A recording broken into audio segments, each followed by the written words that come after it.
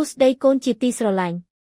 ថ្ងៃនេះខ្ញុំចង់ប្រាប់អ្នកអំពីការអធិស្ឋានដ៏ពិសេសមួយដែលព្រះយេស៊ូវបានបង្រៀនយើងព្រះយេស៊ូវចូលចិត្តនិយាយជាមួយព្រះជាព្រះវរបិតាទ្រង់បានអធិស្ឋាននៅផ្ទះហើយទ្រង់ក៏បានអធិស្ឋាននៅព្រះវិហារបរិសុទ្ធផងដែរពួកសិស្សបានមើលព្រះយេស៊ូវអធិស្ឋានហើយមានបន្ទូលថាព្រះយេស៊ូវសូមបង្រៀនយើងពីរបៀបអធិស្ឋានដូច្នេះព្រះយេស៊ូវបានបង្រៀនមនុស្សគ្រប់គ្នានៅការអធិស្ឋានដ៏ស្រស់ស្អាតមួយយើងហៅវាថាការអធិស្ឋានរបស់ព្រះអម្ចាស់ព្រះយេស៊ូវបានប្រាប់យើងឲ្យចាប់ផ្ដើមដូចនេះព្រះវរបិតារបស់យើងនៅស្ថានសួគ៌កូនឲ្យព្រះបានបង្កើតពិភពលោកទាំងមូលនិងសកលលោកទាំងមូលប៉ុន្តែព្រះដ៏អស្ចារ្យនេះចង់ឲ្យយើងហៅទ្រង់ថាព្រះវរបិតាព្រះជាព្រះវរបិតាស្រឡាញ់កូនរបស់ទ្រង់ខ្លាំងណាស់ទ្រង់ចូលចិត្តប្រទានរបស់ល្អបំផុតដល់យើងនៅពេលដែលយើងសុំព្រះជាព្រះវរបិតាសម្រាប់របស់ល្អនិងត្រឹមត្រូវទ្រង់រីករាយនឹងឆ្លើយតបការអធិស្ឋានរបស់យើងនៅពេលដែលអ្នកចង់បានអ្វីដែលសំខាន់តើអ្នកនិយាយជាមួយអ្នកណាមុនគេអ្នកនិយាយជាមួយម្ដាយឬពុករបស់អ្នកនៅពេលដែលអ្នកឃ្លានអ្នកនិយាយថាម៉ាក់ខ្ញុំឃ្លាននៅពេលអ្នកសោកសៅឬភ័យខ្លាចអ្នកនិយាយថាប៉ាសូមជួយខ្ញុំផងឪពុកម្ដាយរបស់អ្នកស្ដាប់ព្រោះពួកគាត់ស្រឡាញ់អ្នកការអធិស្ឋានគឺដូចគ្នាដែរការអធិស្ឋានគឺជាការនិយាយទៅកាន់ព្រះវរបិតាសួគ៌របស់យើងព្រះស្ដាប់យើងព្រោះយើងជាកូនចៅរបស់ទ្រង់នោះហើយជាមូលហេតុដែលព្រះយេស៊ូវបានបង្រៀនយើងអំពីការអធិស្ឋានរបស់ព្រះអម្ចាស់វាបង្ហាញយើងពីរបៀបអធិស្ឋាននិងរបៀបរស់នៅផងដែរព្រះយេស៊ូវបានបង្រៀនយើងឲ្យអធិស្ឋានថាព្រះនាមរបស់ព្រះគឺបរិសុទ្ធនៅពេលដែលយើងរស់នៅដោយសេចក្តីស្រឡាញ់និងសេចក្តីសប្បុរសព្រះនាមរបស់ព្រះត្រូវបានគោរពនៅពេលដែលយើងជឿលើព្រះយេស៊ូវហើយរស់នៅដូចទ្រង់មនុស្សអាចមើលឃើញសេចក្តីស្រឡាញ់របស់ព្រះតាមរយៈយើង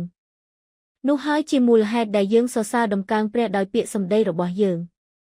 និងដោយរបៀបដែលយើងរស់នៅព្រះយេស៊ូវក៏បានបង្រៀនយើងឲ្យអធិស្ឋានសូមឲ្យនគររបស់ព្រះមកដល់នៅពេលដែលយើងជឿលើព្រះយេស៊ូវយើងក្លាយជាអ្នកនាំសារនៃសេចក្តីស្រឡាញ់របស់ព្រះវាដូចជាការធ្វើជាអ្នកប្រៃសណីយ៍មកពីស្ថានសួគ៌ដែលបញ្ជូនសេចក្តីស្រឡាញ់របស់ព្រះយេស៊ូវទៅកាន់មនុស្សនៅជុំវិញយើងជារៀងរាល់ថ្ងៃយើងអាចចែករំលែកសេចក្តីស្រឡាញ់របស់ព្រះយេស៊ូវជាមួយអ្នកដទៃកូនឲ្យខ្ញុំសូមសួរសំណួរមួយដល់អ្នកទាំងអស់គ្នាតើអ្នកកំពុងជួយមិត្តភក្តិរបស់អ្នកបានប៉ុន្មានហើយប្រសិនបើមិត្តភក្តិម្នាក់កំពុងជួបការលំបាកតើអ្នកអាចធ្វើអ្វីដើម្បីជួយពួកគេអ្នកអាចស្ដាប់អ្នកអាចចែករំលែកឬអ្នកអាចអធិស្ឋានសម្រាប់ពួកគេនោះធ្វើឲ្យព្រះយេស៊ូវមានព្រះទ័យរីករាយព្រះយេស៊ូវក៏បានបង្រៀនយើងឲ្យអត់ទោសផងដែរប្រសិនបើមិត្តភក្តិម្នាក់ធ្វើឲ្យអ្នកឈឺចាប់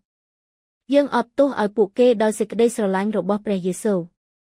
ហើយប្រសិនបើយើងធ្វើឲ្យមិត្តភក្តិរបស់យើងឈឺចាប់យើងគួរតែនិយាយថាក៏ខ្ញុំសុំទោសហើយសុំការអភ័យទោសនោះជារបៀបដែលយើងរស់នៅតាមការអធិស្ឋានរបស់ព្រះអម្ចាស់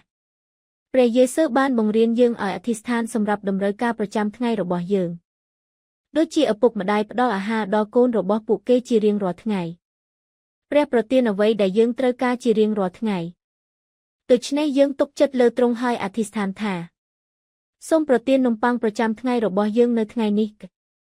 ជាចុងក្រោយព្រះយេស៊ូវបានបង្រៀនយើងឲ្យសុំការការពារពីព្រះយើងសូមឲ្យព្រះណែនាំយើងដើម្បីជួយយើងជ្រើសរើសអ្វីដែលត្រឹមត្រូវនិងការពារយើងពីអំពើអាក្រក់ព្រះជាព្រះវរបិតាដែលស្រឡាញ់យើងហើយទ្រង់មើលថែយើងជារៀងរាល់ថ្ងៃថ្ងៃនេះយើងបានរៀនអំពីការអធិស្ឋានរបស់ព្រះអម្ចាស់ដែលព្រះយេស៊ូវបានបង្រៀនយើងការអធិស្ឋានរបស់ព្រះអម្ចាស់មិនមែនគ្រាន់តែជាពាក្យដែលត្រូវនិយាយនោះទេ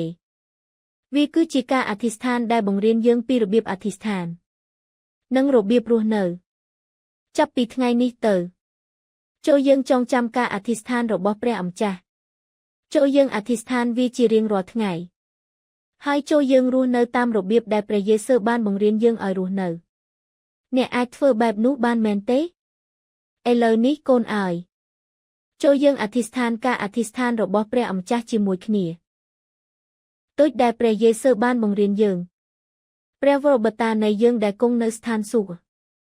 សូមឲ្យព្រះនាមទ្រង់បានបរិសុទ្ធ សូមឲ្យនគររបស់ទ្រង់បានមកដល់សូមឲ្យព្រះហឫទ័យរបស់ទ្រង់បានសម្រេចនៅលើផែនដីដូចនៅស្ថានសួគ៌ដែរសូមប្រទានដំបងប្រចាំថ្ងៃរបស់យើងមកយើងនៅថ្ងៃនេះអត់ទោសឲ្យយើងនៅអំពើបាបរបស់យើងដូចដែលយើងអត់ទោសឲ្យអ្នកដែលធ្វើបាបប្រឆាំងនឹងយើងកុំនាំយើងឲ្យធ្លាក់ក្នុងការលបួងឡើយប៉ុន្តែសូមរំដោះយើងឲ្យរួចពីអំពើអាក្រក់ត្បិតអង្គរឫទ្ធានុភាពនិងសេរីល្អជារបស់ទ្រង់ជារៀងរហូតអាមែនការងារដ៏អស្ចារ្យកូន